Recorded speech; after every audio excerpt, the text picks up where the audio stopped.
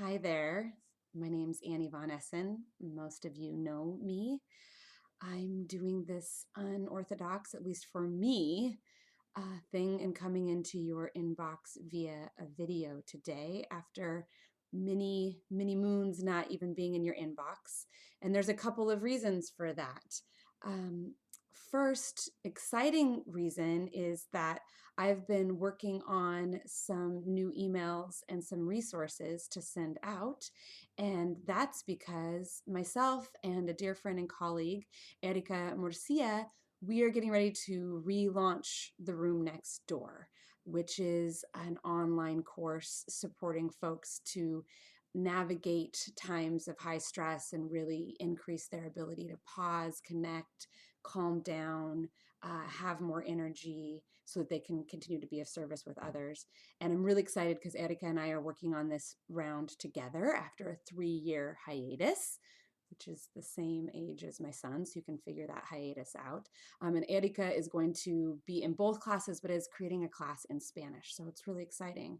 So I was prepared to send you an email and really get ready to give that information out to folks, but as everybody knows, we're in a very stressful, complicated time in this world with this epidemic of this new virus and what that's doing to the economy and to people's health and to people's families. And as I am videotaping from Seattle, Washington, we're in a space right now in our community and our family where it's feeling pretty real and pretty weird and pretty stressful. And so I thought instead of just landing in your email with a short written note or just the PDFs that I have prepared to start sending out, I thought I would come in with a message and just say, there's many dear people on this email list, and there's people that I just know peripherally, and there's old clients, and I just want to let you know that I'm grateful for you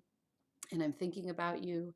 And, interestingly, some of the things that Erika and I are working on have to do with this heightened level of stress in our world and its impact on our body and ourselves and our communities. And one of the pieces actually that I'm going to send out today is this really basic exercise that I've been using and that Erika and I have been using called Pebbles.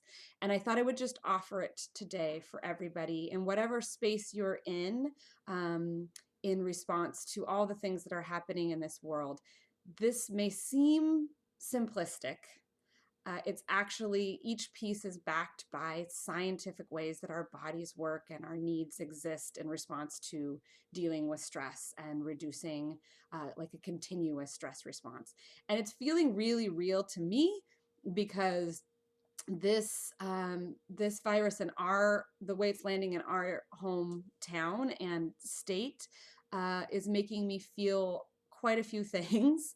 One, heightened generalized anxiety, worry for people around us, a feeling of uncertainty as a business owner. And I know there are other business owners and folks running nonprofits. Things are feeling rather unstable. I know there's a lot of people having to shift really big plans this month for fundraising. And so I've been feeling it, and I've been feeling like, how do you take care of a little kid, pay attention to the elders in your life, and I've been feeling a real sense of sadness for people that are losing family members and feeling grief and just feeling this real life space of what's unexpected.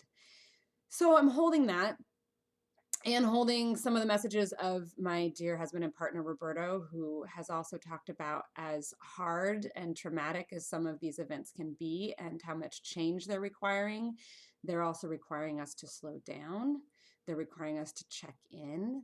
They're requiring us to recenter some of our priorities. They're requiring us to check our expectations about the economy and money. They're personally causing me, in a good way, to reach out more to family and to be really in touch with loved ones. And there's this opportunity, even though right now in Seattle, y'all, we are like in getting into shutdown mode and people are not are being encouraged not to be in large groups. So there's this feeling of isolation, and at the same time there's this opportunity to really feel like we're all in this together. How are we taking care of each other? How are we taking care of neighbors and people we don't know around us? How are we supporting each other? And so I'd like to offer this activity, and I'm going to link the PDF also in this email. And Erica is going to be in town. She is coming to Washington State so that we can work on the room next door together. And she's going to be in town, and we are going to either do an in-person workshop in Seattle at the Riveter on Capitol Hill on March 17th around this work and bigger work, being in conversation around what stress is doing to us. Or we may do a Zoom call because it seems like things may be still canceled around here. So here's the activity.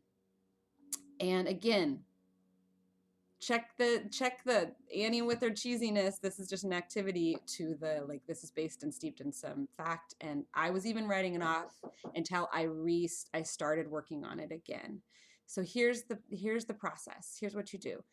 First, you pretend like you have 4 pebbles in your pocket. This works for me because I love rocks. Okay, so I pick up 4 pebbles, and with each pebble, I'm going to take a breath.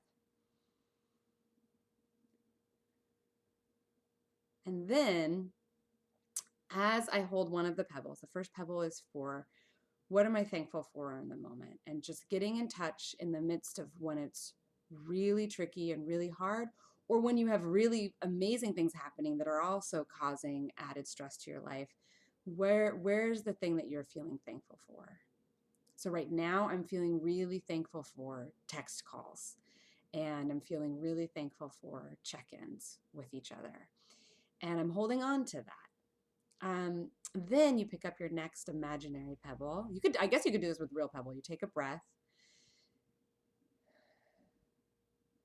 And then this is a big one. This is one of my biggest lessons from becoming a parent.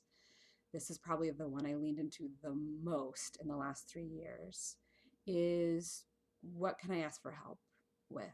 Where can I get support? What can I just ask for from someone else in my life? And recognizing that you can cultivate that in a reciprocal relationship, right? So it just may be, hey, I'm feeling like done at the end of the day right now, so saying to Roberto, like, can we do the dishes together so that both of us are just in the kitchen together, which is actually a thing that he loves and actually asks more of from me. Like, let's be in this together, right? But finding a simple way to ask for support. Then the third one, you take a breath. The breath is real, by the way. Again, sometimes it gets written off as this like woo-woo thing, or just something that some people do, right? We all breathe, but like taking a moment to pause really gets our parasympathetic nervous system back online. And it's a huge part of helping us respond to any sort of anxiety or stress. So we take a breath. And then the third one is asking yourself, like, what can I take off my plate right now? If things are feeling stressful, big, overwhelming, even with good stuff in your life, what can you take off your plate? What is a simple thing you can take off your plate? In the example that I have in the actual PDF, one of the things that has actually worked for me right now, I have so much more laundry in my life because I have a small person who is learning how to use the bathroom on their own. And when I have a lot of things going on, or I have a lot of business things going on, and it just can't manage all of it, and Roberto and I can't manage all of it, sometimes I have to just say, like, hide the laundry. Don't worry about the laundry. Soak the things that maybe need to be soaked and set that aside. I'm taking that completely off my plate for the day. So think of something you can take off your plate. And if you work with an organization or business, what's something you can take off your plate with other folks? Asking for that support, maybe. And this time right now, I actually have been in calls with folks who are figuring out big things that they're, as leaders, having to take off everyone's plate in order to respond with their mission to what's happening in our world, in our country, in our state, and in our city right now. And then the last thing is kind of a weird one, but this is similar to gratitude. This really helps us tap into things. You take that last breath.